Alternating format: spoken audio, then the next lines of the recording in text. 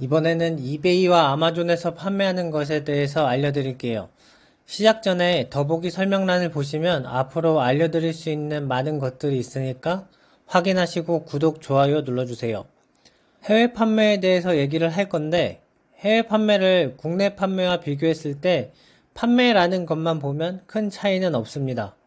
온라인에서 물건을 판다는 것은 제품을 누군가에게 노출시키고 설득을 하는 것입니다. 이런 기본적인 것은 누구나 생각할 수 있어요. 그 다음은 판매를 시작하려고 하면 어떻게 해야 할지 아무것도 모르기 때문에 하는 방법을 알려줄 누군가를 찾아야 합니다. 결국에는 강의예요. 그래서 이베이 강의를 들었습니다. 이베이에서 판매하는 방법을 배웠어요. 아마존과 이베이 중에서 이베이를 먼저 시작했는데, 제가 시작할 때는 해외 판매를 하는 사람들이 많지 않아서 자리를 빠르게 잡았습니다. 판매 방법을 강의에서 배웠으면 판매할 물건이 필요합니다. 그 당시 강의에서는 이태리 타올을 판매하라고 했는데 다이소 제품도 판매하라고 했어요. 잘 팔린다고. 강의를 들었으니까 다이소에 가서 물건을 많이 사서 시작했는데 하나도 못 팔았어요. 그래서 안 되는 것을 확인하고 잘 팔리는 것을 찾아봤습니다. 그래서 찾은 게 화장품이에요. 품목을 정했으니까 물건을 구해야 했습니다. 보이는 오프라인 매장 다 들어가서 물건을 대량으로 구입할 건데 싸게 줄 수 있냐고 물어봤습니다. 10번 물어보면 9번은 거절당했어요. 반복되는 거절에도 계속 시도를 했었고, 결국에는 몇 개의 브랜드를 구했습니다. 온라인에서만 판매하는 브랜드 경우에는 홈페이지에 있는 전화번호를 확인하고 본사에 무작정 전화하는 거예요. 영업팀과 통화하고 싶다고 하고 연결이 되면 물건 구매에 대해서 얘기를 했습니다. 그렇게 해서 몇 개의 브랜드와 거래를 시작했어요. 그리고 돈을 벌게 되니까 제품을 더 싸게 구하고 싶어졌고, 그래서 화장품 매장을 오픈했습니다. 이게 몇 년 뒤에 최악의수가 되었습니다. 물건에 대해서 알려드렸고, 이번에는 노출 방법에 대해서 알려드릴게요. 제가 판매하던 제품은 브랜드 제품입니다. 여러분이 알고 있는 중국 구매대행이나 잘 알려지지 않은 브랜드를 위탁 판매하는 이런 판매와는 다릅니다. 고객이 검색하는 키워드는 브랜드명과 제품명입니다. 고객은 처음부터 원하는 제품이 있는 거예요. 이게 브랜딩입니다. 위탁 판매나 사입에 관한 유튜브 영상을 보다가 나오는 브랜딩과는 달라요. 여러분들도 이런 브랜딩을 해야 합니다. 이베이에서는 제품을 구매할 때 사고 싶은 제품을 검색해서 낮은 가격 순으로 정리하는 것이 가능한데, 그래서 가격 경쟁이 아주 치열해요. 브랜드 제품을 판매하기 때문에 광고는 필요 없었습니다. 무조건 싼 게 노출에 가장 좋았어요. 2,000원짜리 아이라이너를 판매하는데 그 당시 해외 배송비가 2,000원 정도였습니다. 아이라이너 하나에 10g 정도 하는데 2개를 보내도 20g이고 5개를 보내도 50g이에요. 같은 배송비로 보낼 수 있었습니다. 이베이에서 판매할 때는 제품 가격에 배송비를 녹여서 판매하기 때문에 5개를 구입하는 경우 배송비에서 아끼는 8,000원의 추가 수익이 발생하는 구조입니다. 이런 게 하루 10건이면 8만원이고 한 달이면 240만원이에요. 그래서 판매하는 브랜드의 수가 많은 게 좋고, 판매하는 제품 수가 많을수록 고객들이 여러 제품을 구매해서 돈을 더 많이 벌게 됩니다. 크게 하는 도매상들이 들어오면서 제가 판매하는 제품 수와는 너무 많이 차이가 났어요.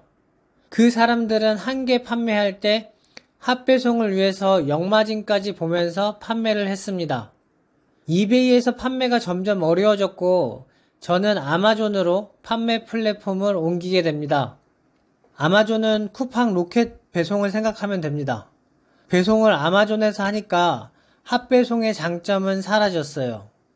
하나의 브랜드만 하더라도 가격 경쟁력이 있으면 아마존에서 판매하는 것이 유리한 거예요. 저는 몇 개의 브랜드 본사와 거래를 했었으니까 아마존에서 매출이 잘 나왔었습니다. 쿠팡의 아이템 위너와 비슷한 게 아마존에는 바이박스가 있습니다. 가격 경쟁을 시켜요. 저는 가격 경쟁력에서는 자신이 있어서 끝까지 내렸습니다. 그래서 어떤 온라인 카페에서는 가격을 너무 후려친다고 계정명이 박제된 적도 있어요. 그 사람들은 마진이 없다고 했었는데 영업사원과 어떻게 말을 하냐에 따라서 공급률이 달라졌습니다. 예를 들면 한 브랜드에서 저는 28%에 받았었는데 다른 사람들은 35%에 받았었어요. 이건 영업팀이 해외 영업팀, 국내 영업팀, 특판팀 이렇게 나눠져서 서로 경쟁해서 그렇습니다. 매장에서 구하는 사람들이 많았는데 저는 매장도 운영했었고 몇 개의 브랜드에서 경쟁력이 있었습니다.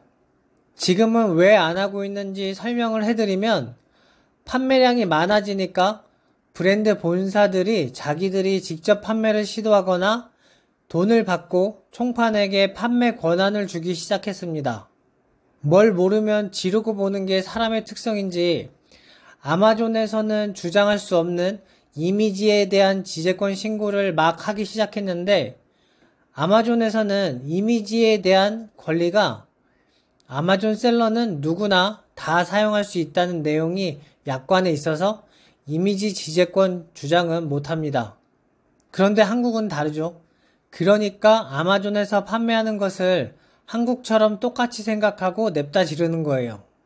판매하는 제품이 정품이라는 것을 증명해서 해결을 했는데 이 시기가 국내 화장품 매장들이 엄청 많이 폐업하던 시기라서 저도 그중 하나였고요.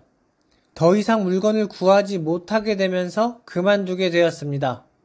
사람들이 화장품을 온라인에서 사기 시작하면서 로드샵 매장들은 해외 판매하는 업체들에게 물건을 넘기면서 버티는 매장이 꽤 있었습니다. 본사가 해외 판매를 맡기 시작하면서 저 같은 판매 업체가 줄어들었고 결국 로드샵 매장들은 폐업을 많이 했어요. 로드샵 매장을 통해서 매출을 올리는 로드샵 브랜드가 로드샵 매장을 죽이는 영업을 한 거예요. 화장품 로드샵 브랜드들의 매출이나 영업이익 변화를 보면 답이 나오는데 매장 수가 줄었으니까 매출이 줄었고 인건비는 못 줄이니 적자였고 자기들이 적자 볼 때 총판만 돈 벌었습니다. 사업은 보통 재고만 남지 않으면 손해는 크게 안 보는데 유명 브랜드들은 재고는 안 남았을 거예요. 그럼 왜 적자를 보냐? 그 적자 규모와 직원들 인건비를 비교해보세요. 답이 나옵니다. 이런 상황에서 저는 화장품 브랜드를 만들고 싶었습니다. 덩치 큰 로드샵 브랜드는 적자인 상황에서도 온라인 판매 위주의 소형 브랜드의 매출은 점점 커졌습니다. 인건비가 없는 브랜드는 성공할 확률이 높다고 판단을 했어요. 이때가 닥터자르트가 1조에 팔렸다는 시기입니다. 그리고 몇 개 화장품 브랜드들이 의사나 약사가 만들었다는 것을 내세웠을 때고요. 의사나 약사가 돼야겠다 생각하고 좀 더 빠르게 될 수 있는 약사로 선택을 해서 지금 약대에 와 있습니다. 그리고 해외 판매는 이베이, 아마존에서만 한 게 아니고 쇼피, 라자다, 쇼피파이, 위시, 뉴에그 이렇게 여러 해외 쇼핑몰에서 판매를 했었습니다. 해외 판매는 국내 브랜드 제품을 판매하는 거예요. 고객들은 자기들이 원하는 제품을 구매하기 때문에 가격이 가장 중요합니다. 그리고 국내 모든 제품을 다 판매할 수 있습니다. 정품인 경우에 한해서예요. 최근 유튜브 영상에는 올리브영 화장품을 쇼피나 라자다 같은 동남아 쪽에 판매를 하는 사람 광고가 뜨는데 물건 구입 루트가 정말 올리브영만 있는지 잘 확인해 봐야 합니다. 해외 판매를 하는 사람들이 좀 있어서 올리브영 구매가로는 가격이 안 맞을 확률이 큽니다. 아니면 올리브영을 운영하고 있거나 올리브영의 매니저와 가격 흥정이 된 상태일 수도 있어요. 여러분들은 많은 정보를 확인해야 합니다. 정확한 정보를요. 그런 정확한 정보를 하나씩 알려드리려고 합니다. 이번 영상은 여기까지입니다. 구독, 좋아요는 영상 제작에 큰 힘이 됩니다. 감사합니다.